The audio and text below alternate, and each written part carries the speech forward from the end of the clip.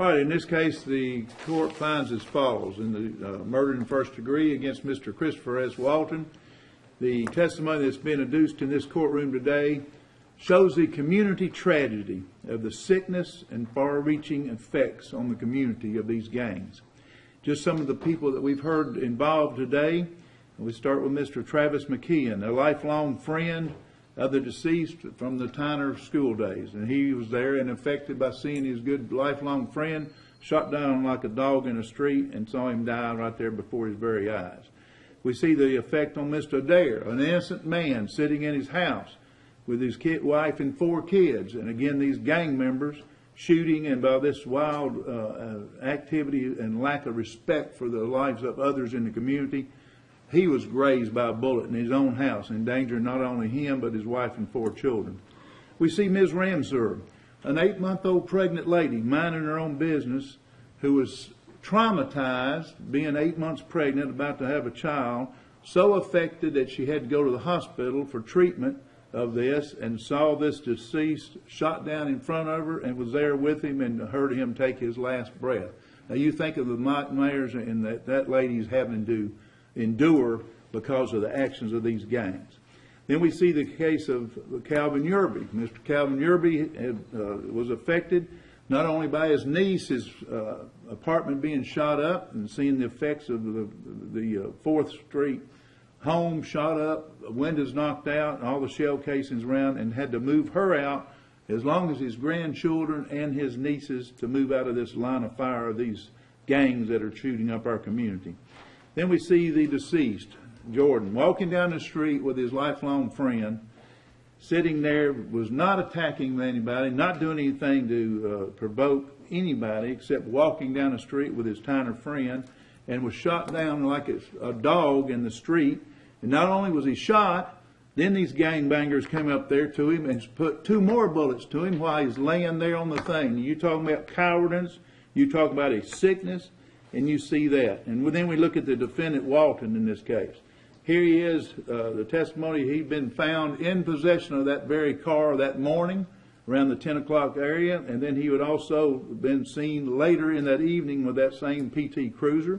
We saw that his fingerprints were in the PT Cruiser. We saw that when he was questioned, his hands obviously had been bleached on purpose, trying to hide gun residue and to try to hide the activities he'd been in. I find that this man is a danger to community. I find that these gangs are a danger to community. And I implore the community to get out here and help destroy these gangs. These gangs will be the death of this community if we don't break them up, if we don't get the good people of the community to bust up these gangs and send them on their way where they're not in danger. We've got all these people affected in this small area of town because of the thuggery of a bunch of people who should be at work, who should be at that time of day. They ought to be engaged in gainful employment, or they ought to be out in softball leagues, or they ought to be in something, leading scout troops, doing something for the good of the community, instead of being out here, this thug against that thug, and then you did this to me and you disrespected me. This community is sick of this kind of behavior, and this community is going to stand up and going to put a stop. These drugs and these gangs will be destroyed one way or another. They're either going to be put away where they do not endanger all these innocent people, or there's going to be so much heat brought by the good people of this community who will rise up and say that they're tired of their community, that they can't walk down the street.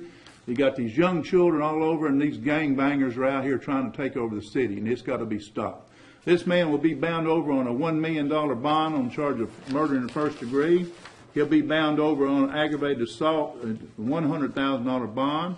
He'll be bound over on the second aggravated assault on a $100,000 bond, and on the third aggravated assault on a $100,000 bond. On the charge of reckless endangerment, he will be bound over on a $50,000.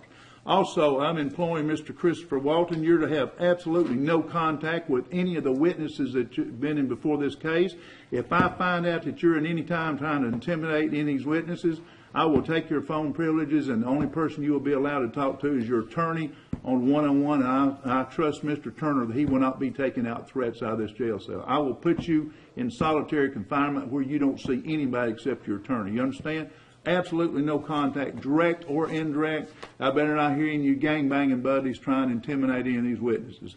All these witnesses, you're not to contact any of these families, and we're going to settle this community down, and we're going to put a stop to this crazy foolishness that's endangering the lives of innocent people all in this community over foolishness. Wearing blue, wearing red. What kind of foolishness is this community gotten to that families can't walk with their young children because of some stupid, silly, foolish gang things? That's not going to be tolerated in this community, and it will be stopped.